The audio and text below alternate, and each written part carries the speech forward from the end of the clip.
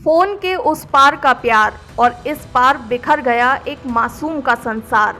कभी कभी अपराध सिर्फ एक इंसान की जान नहीं लेता, बल्कि कई जिंदगियों को उम्र भर के लिए अधूरा छोड़ जाता है। कानपुर के पिलखाना इलाके में घटी मनीष गुप्ता हत्याकांड की कहानी भी कुछ ऐसी ही है। यह सिर्फ एक पति की हत्या की कहानी नहीं, बल्कि एक 6 साल के मासूम बच्चे के टूटते बचपन, बिखरते परिवार और रिश्तों के कत्ल की दर्दनाक दास्तान है। मेरी मम्मा हमेशा फोन पर अपने बॉयफ्रेंड से बात करती थी। मैं मना करता था, लेकिन वो नहीं मानती थी। ये शब्द किसी पुलिस अधिकारी, पड़ोसी या रिश्तेदार के नहीं, बल्कि 6 वर्षीय बच्चे के हैं। वही बच्चा जिसने अपनी आंखों के सामने अपने पिता को तड़पते देखा। यह कहानी है प्रेम संबंध, बेवफाई, गुस्सा और एक खौफनाक फैसले की, जिसने एक खुशहाल परिवार को हमेशा के लिए तबाह कर दिया।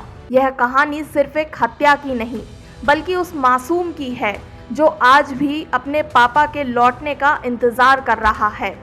दरअसल कानपुर के बालाजी धाम में रहने वाले 45 वर्षीय मनीष गुप्ता की जिंदगी 5 जून को अचानक खून से लथपथ हो गई। परिवार के अनुसार उसकी पत्नी उस समय अपने कथित प्रेमी से मोबाइल पर बात कर रही थी। पति ने उसका विरोध किया। पति पत्नी के बीच बहस शुरू हुई और देखते ही देखते मामला खूनी संघर्ष में बदल गया।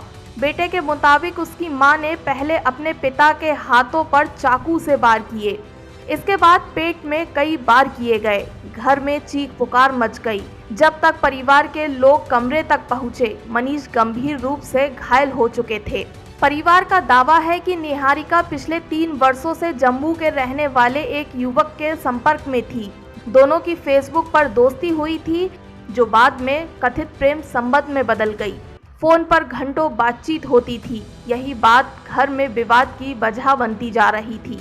घटना के बाद मनीष को पहले केपीएम अस्पताल और फिर हैलेट अस्पताल में भर्ती कराया गया। जिंदगी और मौत के बीच 11 दिनों तक का संघर्ष करने के बाद आखिरकार मनीष ने दम तोड़ दिया। लेकिन मौत से पहले उन्होंने अपने परिजनों को जो बताया, उसने इस मामले को और भी गंभीर बना दिया। परिजनों के अनुसार मनीष ने बताया था कि हमला करने के दौरान निहारिका अपने कथित प्रेमी से फोन पर बात कर रही थी। जब फोन पर चीख सुनाई दी तो उसने प्रेमी को बताया कि उसने चाकू मार दिया है।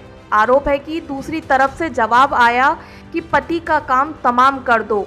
यहीं से यह मामला सिर्फ घरेलू विवाद नहीं, बल्कि कथित प्रेम संबंध के लिए रची गई एक खौफनाक साजिश की शक्ल लेने लगा।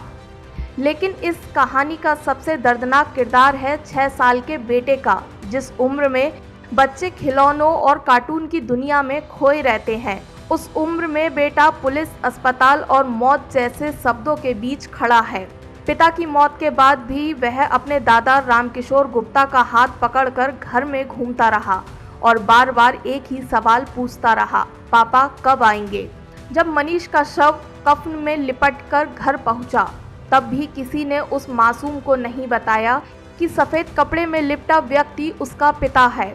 वह लोगों से पूछता रहा कि यह कौन है। दूसरी तरफ उसकी दादी मीरा बेटे का चेहरा देखने की जिद करते हुए बेसुध हो गई। पिता की चिता जल रही थी और बेटा अब भी इस भ्रम में था कि पापा कहीं गए हैं, वापस लौट आएंगे।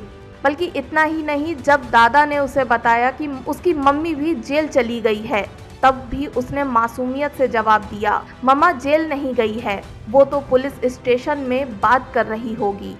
उसकी यह बातें सुनकर वहां मौजूद हर आंख नम हो गई। बेटे ने एक और चौंकाने वाला दावा किया। उसने बताया कि घटना से एक दिन पहले उसकी मां उसे जेड स्कायर मॉल लेकर गई थी, जहां से एक चाकू खरीदा गया था। पुलिस इस पहलू की भी जांच कर रही है कि क्या वारदात पूर्व नियोजित थी या नहीं। मनीष के पिता रामकिशोर गुप्ता का कहना है कि उन्होंने पहले अपने पोते के भविष्य को देखते हुए बहू के खिलाफ सख्त कार्यवाही नहीं की थी, लेकिन अस्पताल में भी कथित तौर पर धमकियां मिलने के बाद उन्होंने पुलिस में शिकायत दर्ज कराई। इसके बाद पुलिस ने आरोपी पत्नी को गिरफ्तार कर जेल भेज दिया। इस पूरे घटनाक्रम ने एक बार फिर सवाल खड़े कर दिए हैं कि जब रिश्तों में विश्वास खत्म हो जाता है, तब उसका अंत कितना भयानक हो सकता है।